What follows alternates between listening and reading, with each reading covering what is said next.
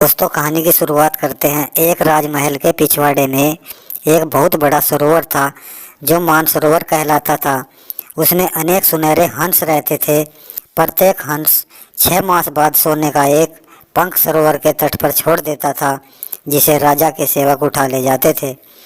एक बार उस सरोवर में विशाल पक्षी आया। उसे देखते ही सारे हंस उससे बोले, अरे भाई, तुम हमारे बीच यहाँ नहीं रह सकते, तुम यहाँ क्यों चले आए?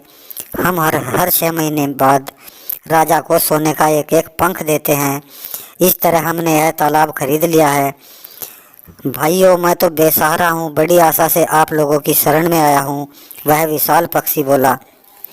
मगर किसी भी हंस ने उसकी प्रार्थना नहीं सुनी, बल्कि उसे धुतकार कर वहाँ से भगा दिया। हंसों का ऐसा व्यवहार देखकर पक्षी को बहुत क्रोध आया। उसने मन ही मन निर्णय लिया कि इन घमंडी हंसों को सबक सिखाना ही पड़ेगा।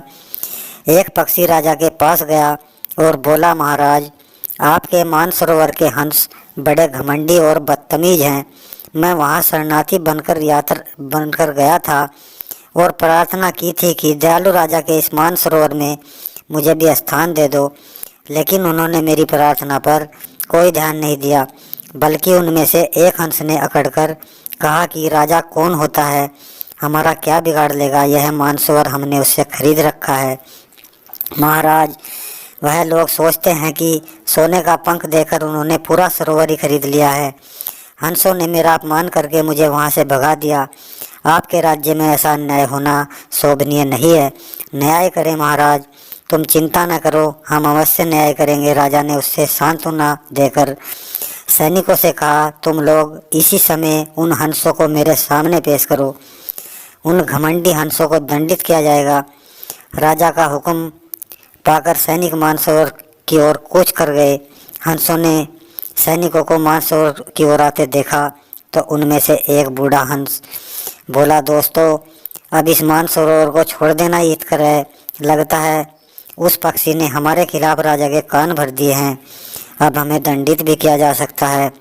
बूढ़े हंस की बात मानकर तुरंत सारे हंस वहाँ से उड़ गए। फिर राजा ने नए पक्षी को तालाब में रहने की आज्ञा दे दी। अतः दोस्तों, कहानी से यह शिक्षा मिलती है कि घमंडी का सिर सदैव नीचा होता है।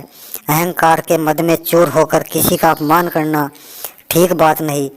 शरणागत तो अतिथि होता है, उसका सम्मान करना चाहिए, लेकिन हंसों ने तो उस मानसरोवर पर अपना अधिकार समझ लिया था। इसका खामियाजा उन्हें भुगतना पड़ा और उस स्थान को छोड़कर अन्यत्र ही शरण लेनी पड़ी। दोस्तों, अगर वीडियो पसंद आई हो तो इसे लाइक, शेयर, सब्सक्राइब करना और बेल आइकन को प्रेस करना, जिससे आने वाली वीडियो की नोटिफिकेशन आपको मिलती रहे और मैं अपने चैनल पर ऐसी ही दिलचस्प कहानियों की वीडियो लेकर आता रहूँ।